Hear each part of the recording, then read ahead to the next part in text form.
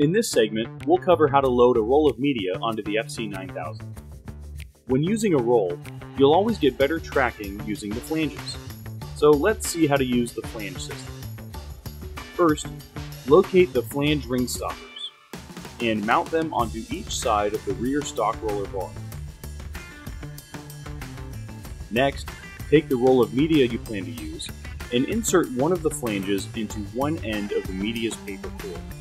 Try to make sure that there's no gap between the flange and the end of the paper core.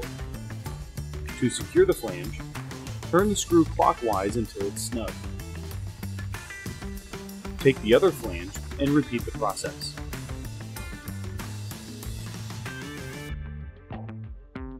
Once the flanges are installed on each end of the roll, place the media roll with the flanges onto the stock roller bars. Next, prepare the cutter to load by bringing down the media latch.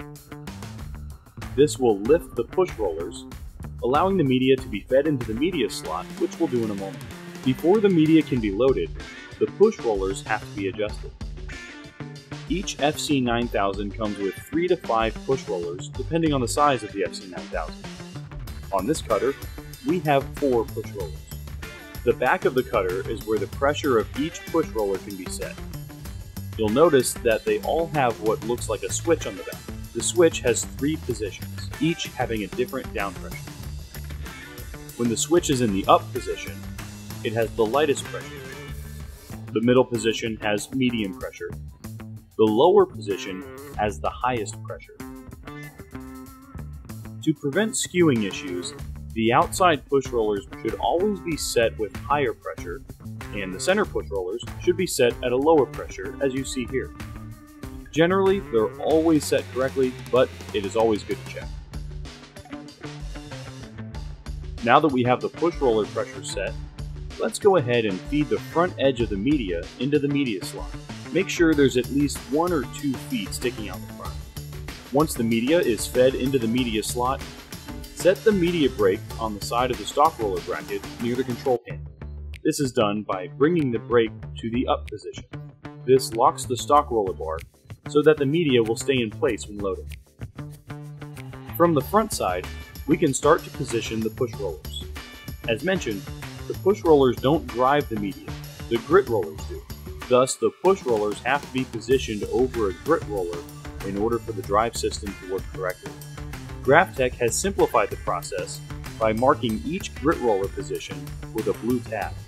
Also, when moving the push rollers side to side, you'll notice that as they move over a grit roller, they click into place. This is true for all of the push rollers, except for the one closest to the control panel, where it has a larger grit roller, allowing that push roller to be positioned anywhere over it, as indicated by this larger blue tab. All push rollers should be within the media edges.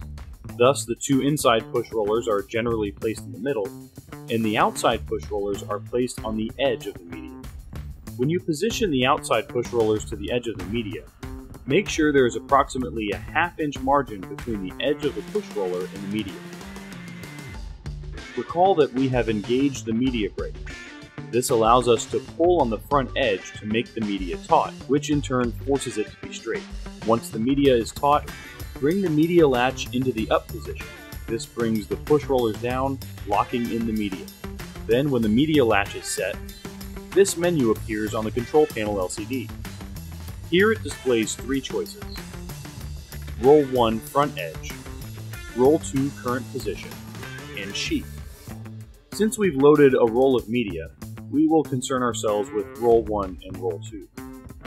Sheet will be covered in a moment. To demonstrate the choices, let's select Roll 1 front edge first by pressing the 1 key. The cutter will start by finding the locations of all the push rollers first. This is to make sure that each push roller is positioned correctly over a grit roller. It also determines the width of the media.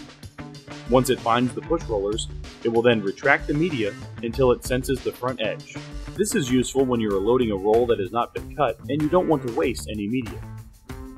When Roll 2 current position is pressed, the FC9000 will find the wheels as before, but this time it will leave it at its current position. In other words, it won't retract the media as it did when using Roll 1. Using the Roll to Current Position option is the best when you want the FC9000 initialized quickly. Once the cutter initializes, it's ready to cut a job. At this point, make sure you disengage the media brake.